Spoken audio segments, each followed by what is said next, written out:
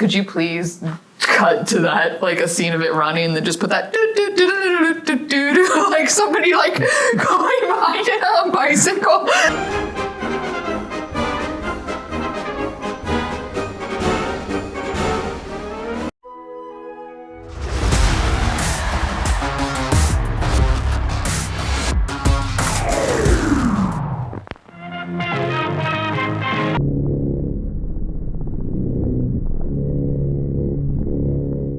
Hello and welcome to Grindhouse. Only ticket you need is your library card. I'm Jesse. And I'm Leah. Today we'll be reviewing the 1987 film Hellraiser.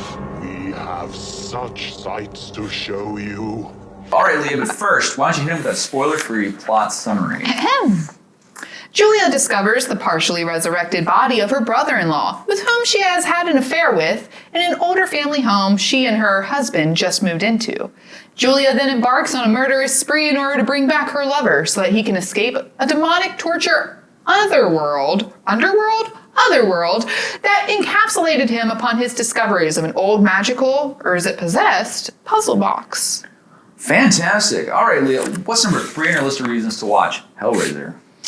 All right, first off, I know that it is very different, but this movie reminded me of Beetlejuice, even down to the main girl character, Kirsty? She kind of looks like, if you squint your eyes, jump up and down, and tilt your head, Winona Ryder. So it's non-goth Winona? Yeah, it had this like Beetlejuice feel, mind you, super gory, not for children.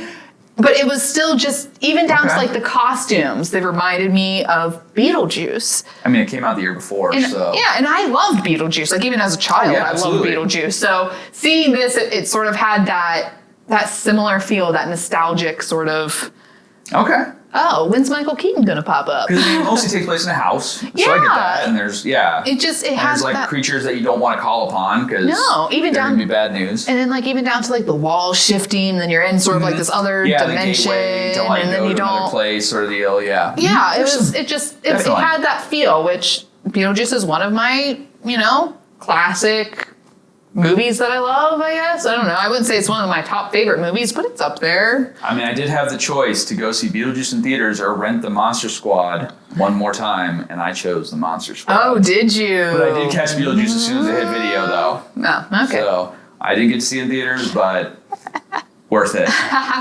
Worth it. Monster Squad is awesome. And instead of playing with the box, you just say Beetlejuice 3 times, and then this one, you play with the box, then you get Pinhead. So, really. And company. Company. I mean, come on. Can't forget the others. I mean. Yeah. Can you? I mean, I'm never going to forget the Chatterer. That is true. I mean, come on, those teeth. See, mine was click. the girl with the slice. And Beetlejuice has the woman with the slice. Yeah. Their case manager or whatever. Juno, right? Yeah.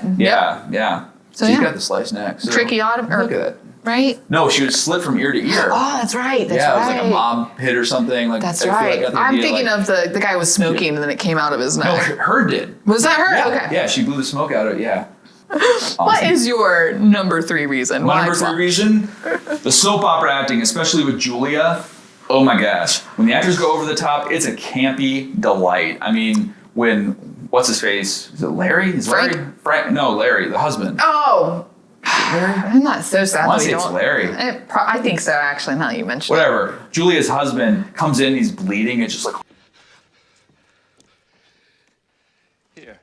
oh, it's so overwrought. Like, I'm bleeding. It's just, just put these people in Days of Our Lives, and it is, you wouldn't even notice. Oh, man. Or maybe even more like Passions. It's got the supernatural. Passions, man. These could just transport them like 10 or so plus years in the future, and that was a whirlwind of a soap opera, ladies and gentlemen. I'll never forget, they open the door, and the little person like blows in like as a doll, and it's just like, they literally just chucked that doll through the door, and it was. Oh my goodness gracious! I was there for it. It was awesome.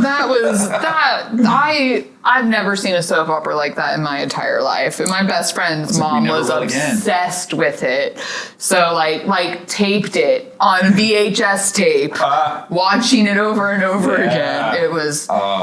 But yeah, no, the acting was completely The over human the top. acting is a campy delight. Julia, though, I mean, she is obviously an integral part of this movie. Without her, this movie... Oh, but she's totally the female villain of a soap opera. I mean, completely. Absolutely. Even down to like her looks when she's luring the men in there. I can just see her sitting in a hotel in the 80s. She's like, no, stop. Oh my goodness. I mean, just no, stop, don't. I don't like this. Ah. It's just so great. It's so great. Agreed. All right, Leo, what's your number 2 Flaming Hot Cheetos reason to watch this movie? My number 2, I absolutely loved the giant scorpion-like creature that chased Kirsty down the hallway. I thought that it was really cool. I thought it was really creepy. Mind you, it might have been because of other PC games like Goosebumps Escape to Horrorland, where you're running down a sewer tunnel and something is chasing after you. It could be that reason. I don't know, but I just immediately was like, this is awesome. This thing's chasing her. She doesn't know where to go. And then all of a sudden she goes into her room. Walls closed, so obviously it's a different portal, but she can still hear it behind the wall. And it sounds like a baby. Yeah, I thought that it's still like, I just love the fact that like it was like the scratching, like it was like, okay, so the room it was scratching baby where like crying behind the wall, and it was like you can almost see in her face where she's like, am I going crazy? Did this actually happen? The room looks the same, but I can still hear what I was just running away from. Right. So I just thought it was a good touch. I just couldn't help thinking of Labyrinth and like the spikes that follow Jennifer Connelly, and then behind it there's just 2 Muppets on like pedaling this thing. I was just like, there's 2 Muppets behind this thing pedaling it down the hallway after Kirsty, and I was just like, oh, I wish there was a behind the scenes of that, just like well, and I mean he did a good job with the lighting, because you put this thing in full light and it's gonna look redonkulous. But the lighting helps it out a little bit, and it's cute. I thought it was cute, and just kind of like, oh, it's a puppet, and it's so obviously a puppet, and I love it. It's just kind of fun. Are you able to do like sound overlays? Could you please cut to that, like a scene of it running, and then just put that like somebody like going behind it on a bicycle?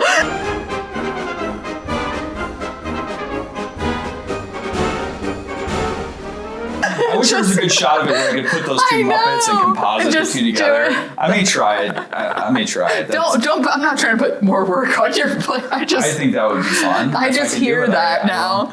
I'm gonna have to rewatch it, and I'll just play it for my. And there is a similar scene in The Mouth of Madness, John Carpenter's mid-90s classic starring Sam Neill, where he's in like a hallway or something, and this giant creature, Lovecraftian type monster, is coming after him down the hallway, and it looks about as convincing as this, but it's fun. Yeah, it's fun to have a giant, weird, cobbled together Lovecraftian demon coming after you down the hallway. I like that in a movie. It's good stuff. They need to do that again. Who doesn't love monsters? You know what I mean? Lovecraftian beasts down the hall. Yeah, absolutely. Who wouldn't want to have that? Absolutely. I agree. All right, what's your number 2, Jesse? Wait, right? What's your number 2, Jesse? Flaming Hot Frosty, number 2 is the iconic characters and the iconic tool used to summon them. There's something so evocative about the design of the Cenobites. And the lament configuration, or there's other names for it, I think. I always thought it was lament configuration. But anyway, I like the other names for it better, just a puzzle box. But anyway, the Cenobites are unsettling, and Doug Bradley does such a great job as Pinhead with all the great lines. Oh my gosh. Cue supercut. Explorers in the further regions of experience, this isn't for your eyes. Oh, no tears, please. It's a waste of good suffering.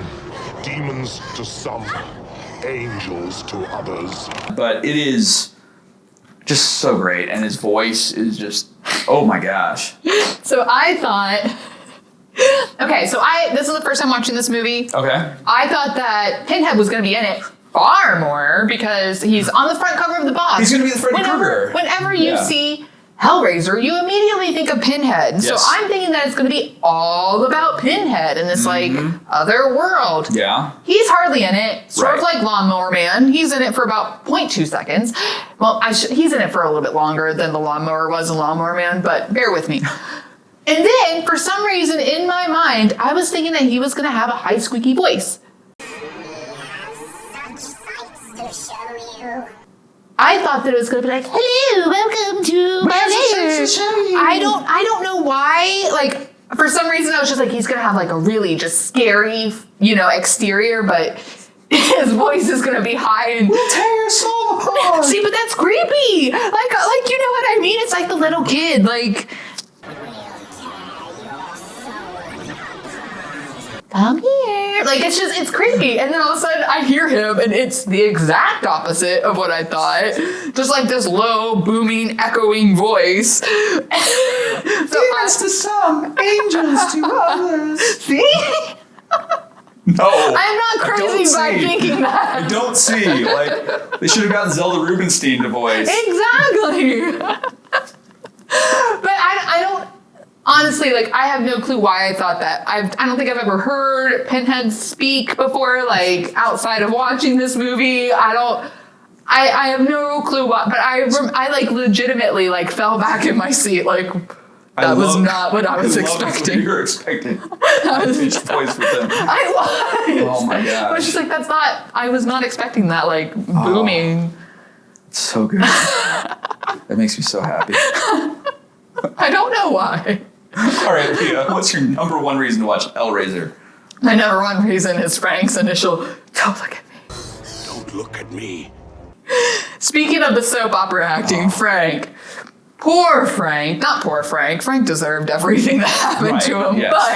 But when he literally asked for it. Yes, and yes, very much so. But like when he's coming back, right when we first meet Frank, and Julia walks into the room, it's, don't look at me.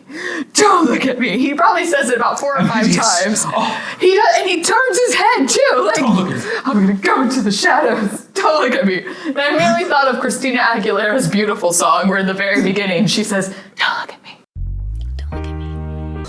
Don't look at me. And then she starts saying how she's beautiful in every single way. Don't look at me, please.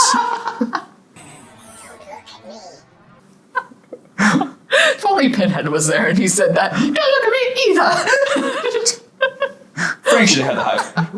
But I just thought it was so beautiful. And then I just seriously want that scene of Christina Aguilera saying, don't look at me with Frank, and then start singing like, I am beautiful in every single way. I am beautiful in every single way.